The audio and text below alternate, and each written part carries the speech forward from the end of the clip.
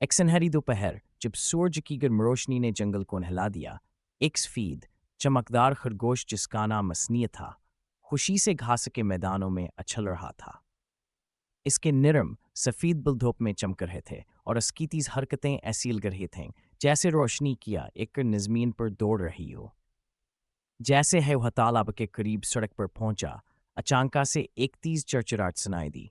उसके बाद एक भारी धमक, सनी के कान खड़े हो गए और वह फौरन आवाज की सिमत दौड़ा। सड़क के किनारे एक छोटा सा गहरे सब्ज रंग का कछुआ टाप रहा था। इसके खोल पर एक हल्की सी दरार थी और इसके एक टांग पर चोट के निशान थे। वो खौफ से कान पर रहा था। इसका शिस्त जिस्म हिलने की कोशिश कर रहा था, लेकिन कामयाब नहीं हो पा रहा था। क्या तुम ठीक? इसकी आवाज इतनी गर्म और नरम थी जैसे सर्दी की रात के बाद सुबह का सूरज तलू हो। कछुए ने कराहते हुए कहा, एक बड़ी धात की चीज, यानी गाड़ी। वो बहुत तेजी से आई। उसने मुझे बस हल्का सा छुआ, लेकिन मैं जोर से गिर पड़ा। सनी की आंखों में चमक आ गई। तुम खुशकिस्मत हो कि ज्यादा चोट नहीं आई, लेकिन ये जगह खतरनाक है। मैं तुम्हें किसी महफूज जगह ले चलता हूं।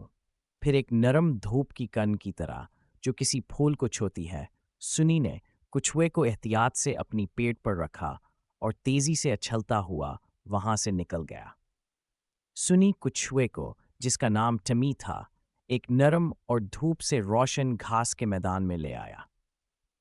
यहां आराम करो, सुनी ने कहा और टमी कॉर्नर में से घास पर रख दिया। कछुए ने सुकून का सांस लिया और जमीन की गर्माइश अपने थके हुए जिस्म में जज्ब होते महसूस की। सुनी, जो हमेशा सूरज की रोशनी की तरह चमकदार और तवानाई से भरपूर था, कछुए के लिए ताज़ा पत्तों का नरम अबस्तर बनाया, पानिया एक मड़े हुए पत्ते में लाकर दिया और सबसे रसीले बेर चिंकर लाया। जब टमी आराम कर रहा था, वह दोनों बातें करने लगे, हिंसे और एक दूसरे को कहानियां सुनाने लगे। मैं बहुत सुस्त हूं, टिमी ने हंसते हुए कहा, लेकिन आज मैंने सूरज की रफ्तार को महसूस किया। सुनी ने मुस्कुरा कर कहा, और मैंने रख कर एक बेहतरीन दोस्त के साथ वक्त गुजारने का लुत्फ उठाया। जैसे ही सूरज दरख्तों के पीछे छुपने लगा और आसमान सुनहरी रोशनी में रंग गया, सुनी को एहसास हुआ कि अब टमी को घर ले जाने का वक्त आ गया है। वो एहतियात से अपने दोस्त को समंदर के किनारे ले आया।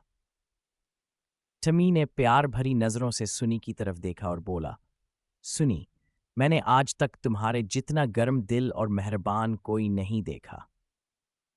सुनी ने मुस्कुराते हुए जवाब दिया, दोस्त इसीलिए होते हैं, और परेशान मत हो, मैं तुमसे मिलने दोबारा आऊंगा।